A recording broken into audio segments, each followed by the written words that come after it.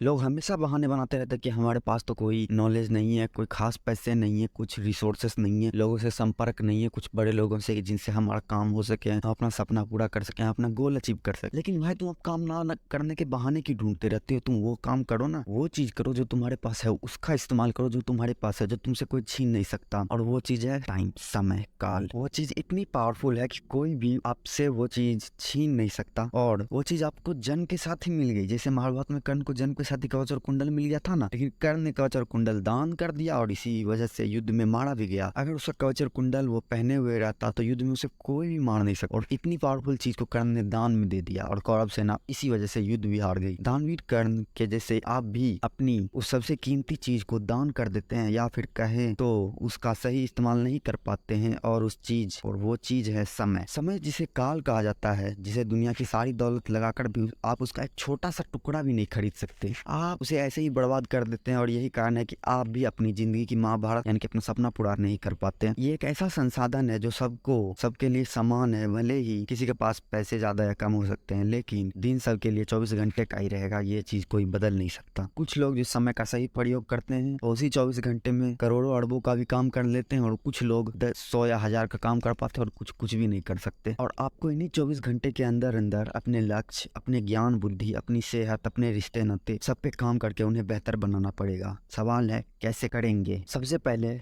किसी शांति से किसी जगह पे बैठ जाओ और ये बात पे ध्यान दो। अपने शुरू से 24 घंटे, शुरू से जब से आप जगते हो और जब आप सोने जाते हो, तो आपका समय कहाँ कहाँ जाता है। हर एक आधा घंटा, हर एक मिनट आपको देखना है कि वो आपका कहाँ जा रहा है। अब आपने वो सब समय देख लिया तो आपको अब बताना, सोचना है कि अगर ये समय मेरा इतना यहाँ लग रहा है तो इससे मुझे रिटर्न जो मिल रहा है क्या वो मेरे लिए बेनिफिशियल है, क्या मुझे उससे फायदा हो रहा है। और अगर नहीं हो रहा तो भाई प्लीज उस जगह पे समय देना बंद कर दो। वो जगह, और आपका कोई वो जगह भी हो सकता है जहाँ पे आप टाइम पास करने जाते हो, तो उस जगह पे भी बहुत कम कर दो। टाइम पास क्या करोगे करके भाई? आपको तो अपना लक्ष्य पूरा करना है। टाइम पास आप जैसे लोग थोड़ी करते हैं। योद्धा टाइम पास नहीं करते, टाइम पास बच्चे करते हैं, बेवकूफ बच्चे। तो उससे पहला रूल तो यही है कि अपने समय को पहले देखो वो जा कर रहा है, उसके बाद उसे वहां से छीन के, वहां से लेके सही जगह पे लगा दो, जिससे कि आपको बेहतरीन मिले अपना सपना पूरा करने में, अपनी सेहत में। कहीं भी लगा दो, अपने आप पे खर्च करो समय। 24 घंटे आपको मिले दूसरों को देने के लिए थोड़ी, सबको मिले ना। वो अपने हिस्से का खर्च करे खुद पे, अपने हिस्से का खुद पे खर्च करो, दूसरों पे खर्च मत करो समय। अब समय को बेहतर ढंग से खर्च करने के लिए आपको सबसे पहले उसकी शेड्यूलिंग करनी पड़ेगी। अपने दिन का एक शेड्यूल बनाइए, एक प्लान बनाइए कि इतने बजे आप ये करेंगे। ये जरूरी नहीं कि आप वही करेंगे उस दिन टाइम में, लेकिन एक फिर भी एक शेड्यूल बनाइए कि इतने देर में ये काम हो जाना चाहिए, उसके बाद ये काम करूंगा, उसके बाद वो काम। इससे होगा क्या, आप हर काम पे 100% दे पाएंगे। और जब आप किसी काम पे 100% देंगे तो वो काम में आप सफल होंगे ही होंगे, या वो